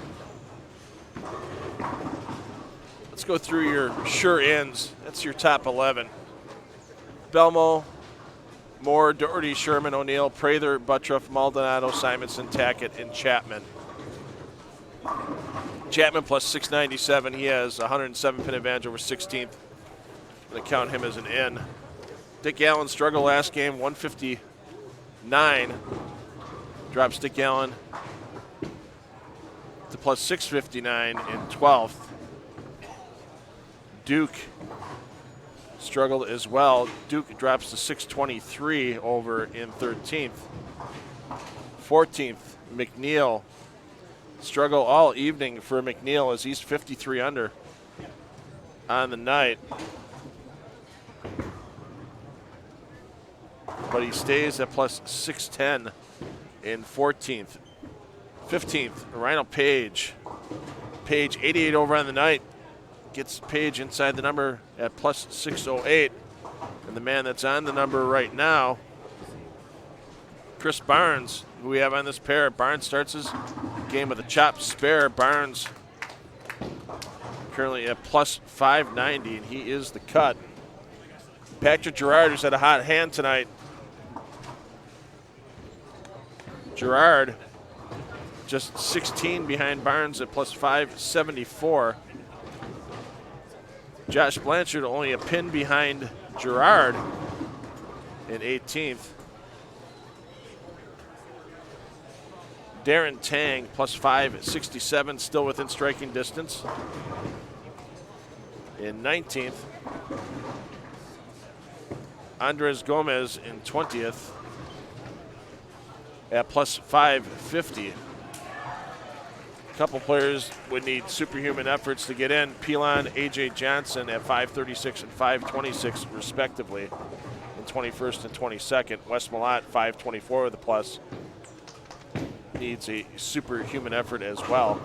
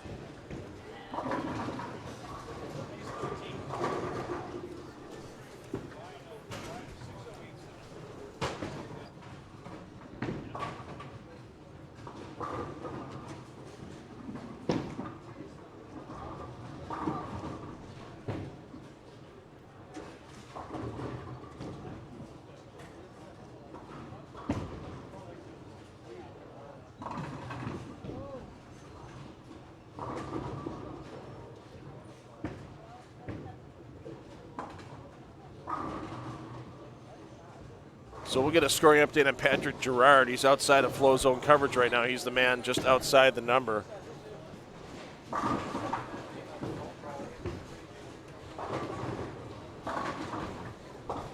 You mentioned about the superhuman efforts that A.J. Johnson and Kurt Pilon would need. Johnson, 60 in the fifth. He's done.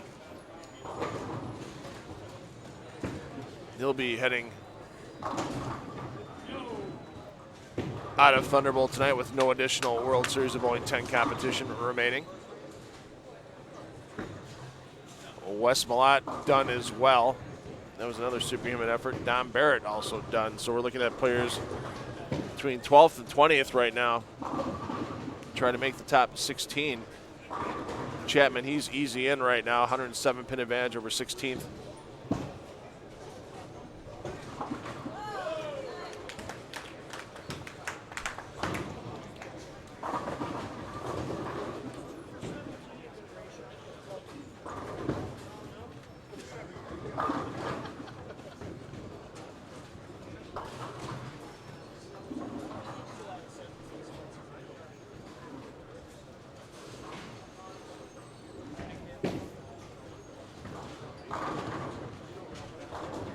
Here's the man on the number.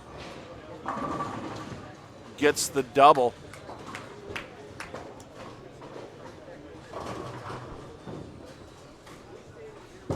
Keeping an eye on Andres Gomez and Rhino Page. Page inside the number, Gomez out. Gomez starts 3 consecutive 9 counts. Page strike, spare strike on 65 and 66. Dick Allen stopping the bleeding slightly from his last game, as Dick Allen has started with 3 9-count spares. And Pilon's left a 4-7-10 split. That's going to keep Pilon from the miracle finish as well. Norm Duke, 2 spares, 2 strikes, as Duke tries to stay in 13th.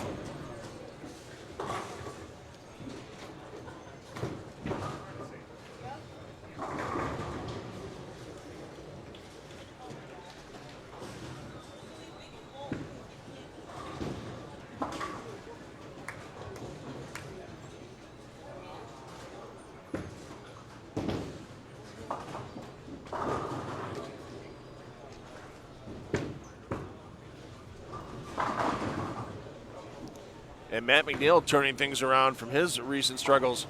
Strike spirit double for Mcneal on 57 and 58 as Mcneal tries to hold on for dear life. He's just 20 pins above the cut number. Just 36 up on Patrick Gerrard. And just got an update. Gerrard, max score after the 9th frame is 207. So basically, with Blanchard over on 67 and 68, Blanchard can max out at 223. Barnes would need to shoot 207 to stay ahead of Blanchard if Blanchard punches out. Because Gerrard can only get to plus 581. Gerrard stays behind Barnes.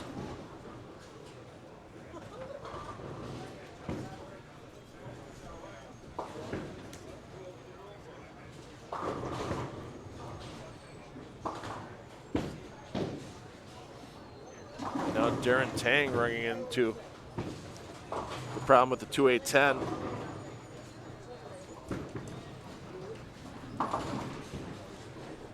So basically, Page shoots 200, he should stay in. Mcneal shoots 200, he should stay in.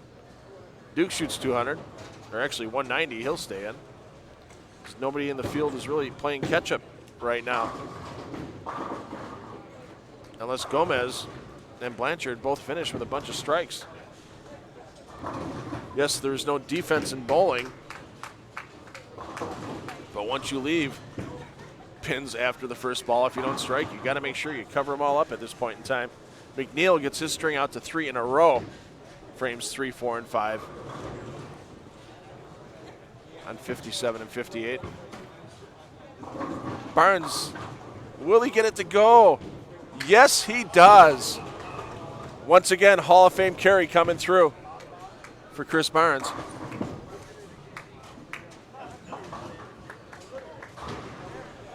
And that could be the difference maker to keep Barnes inside this top 16. Duke and Page throwing simultaneously. Both strike.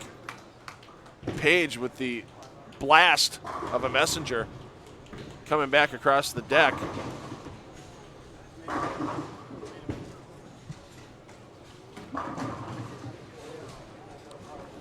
Blanchard leaves another 10 pin. Blanchard's max now down to 212.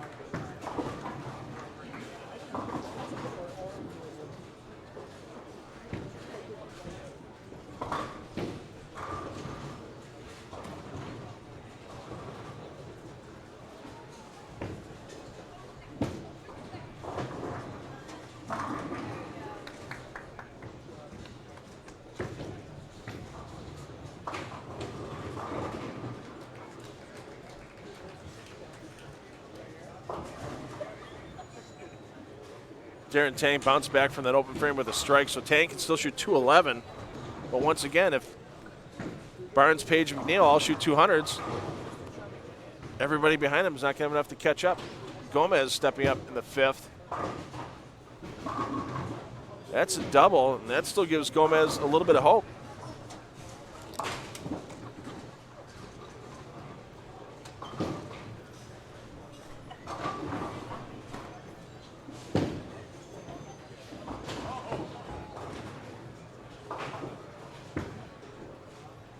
And Patrick Gerrard just threw 181.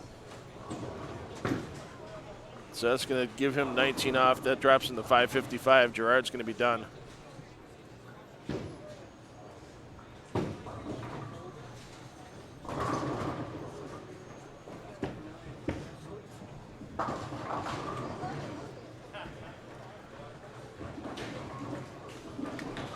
Huge shot here for Tang. Without this, he's in the 190s for max.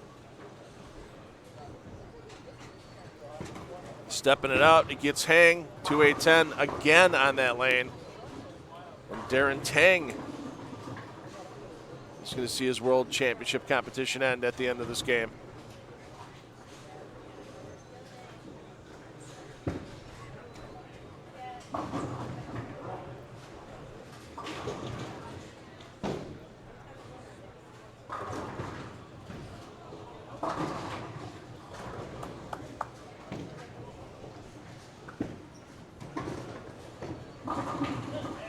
Josh Blanchard got the first strike in the 10th, so he still has a chance for 212.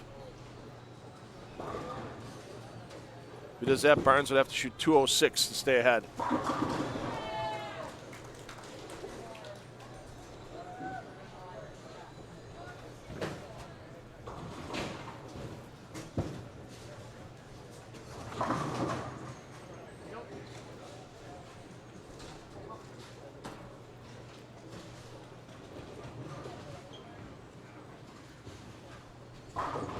Mcneal pacing 218.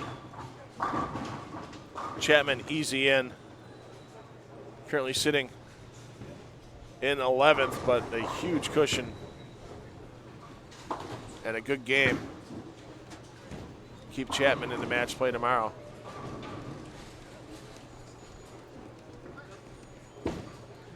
Gomez gets his string out to a 3-bagger.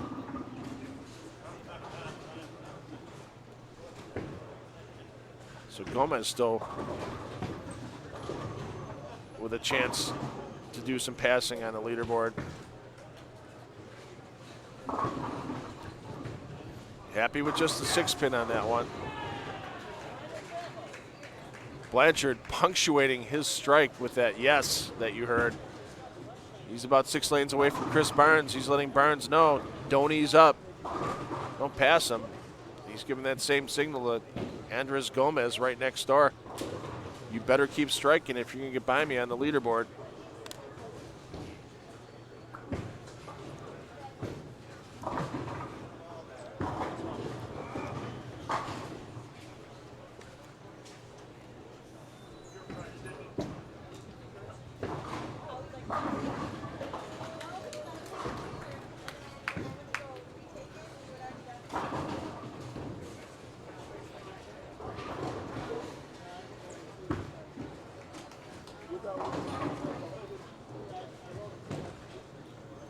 Try to get you Blanchard's last shot here. There it is. 211 for Blanchard. That gets in the plus 584.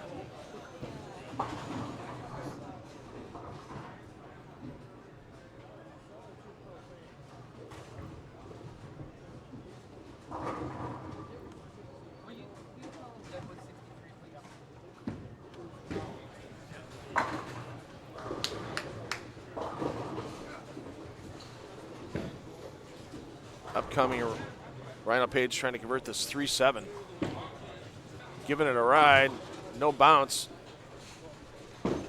Page was at plus 608 coming into this game. And he's at 187 pace. He's coming back right away. He's talking to his ball rep, Doug Kent, about something on that particular lane. The good news for Page is that he finishes the 10th frame on lane 65.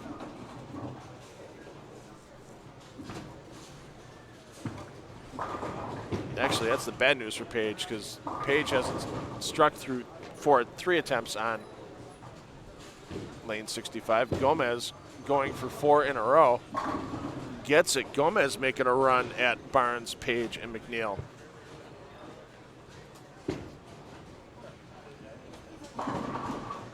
Barnes gets the 9 to go last, but it goes. Barnes pacing 205. And that would leave him 1 pin ahead of Josh Blanchard in the standings. If we were to go Dutch the rest of the way out.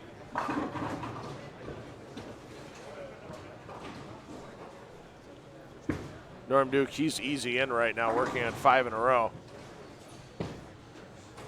In the 13th position. And we've got a little drama on 63 and 64 as Dick Allen just opened. In the 7th frame, Dick Allen 114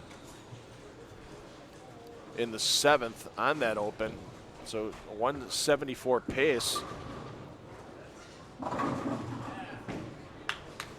And without a couple of strikes in a row, things could get a little interesting for Dick Allen.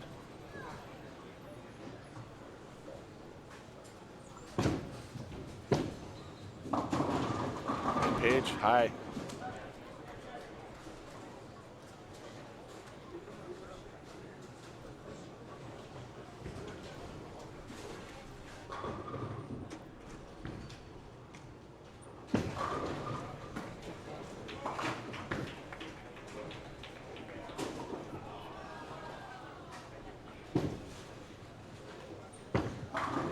Gomez, 5 in a row. And he's got some other players sweating the situation out right now. There you see Dick Allen coming into your screen. And the 9 doesn't go. Once again, Dick Allen, his max right now drops to 194. Yeah, he's at plus 659, but you can't leave any more open frames on the board.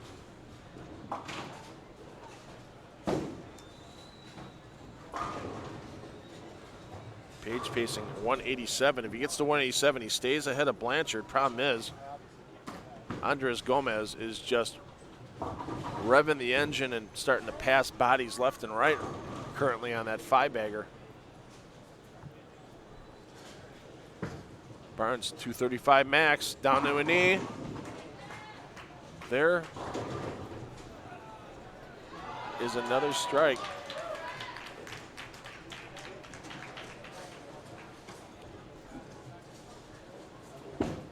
So Barnes needs a mark in the 10th frame to stay ahead of Blanchard. That's the one guy he really needs to make sure he keeps in his rearview mirror. And Barnes needs a mark to keep Page behind him now too. As Page can max out at 187. Barnes gets a mark. Wow, Dick Allen just missed that.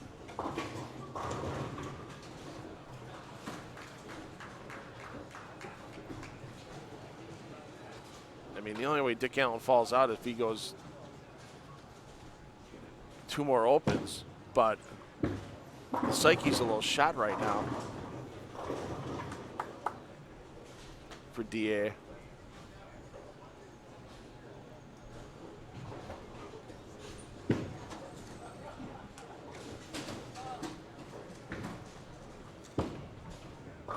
Mcneal gets the first one here in the 10th. He should stay in the top 16.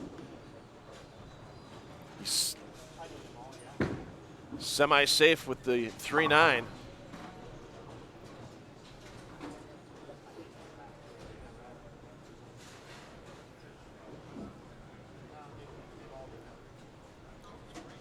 And this is the shot of the tournament right now for Gomez.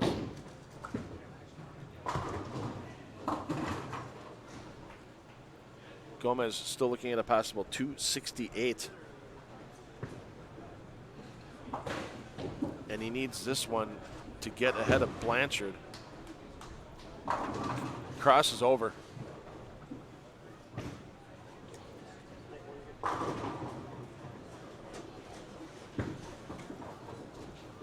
Actually, with a spare here and a punch in the 10th, Gomez will pass Blanchard. Gomez can get to plus 597 with a spare on that 5-pin and 3 strikes in the 10th.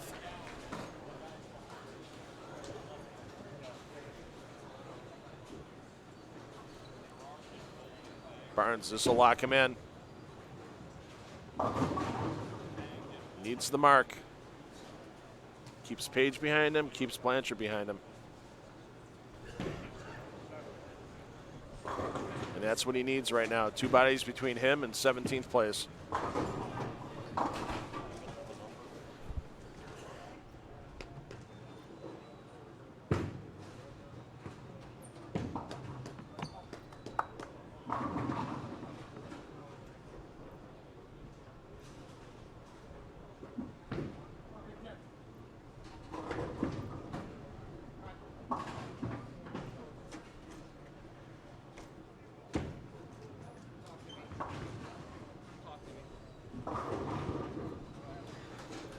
And Mcneal ends up 216.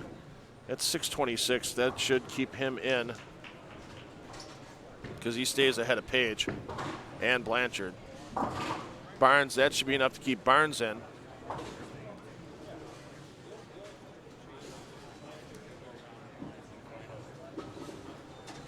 And this is a huge shot here for Page. Max of 207. Now we get Page to 615 to the positive. And keep Gomez behind him. There it is.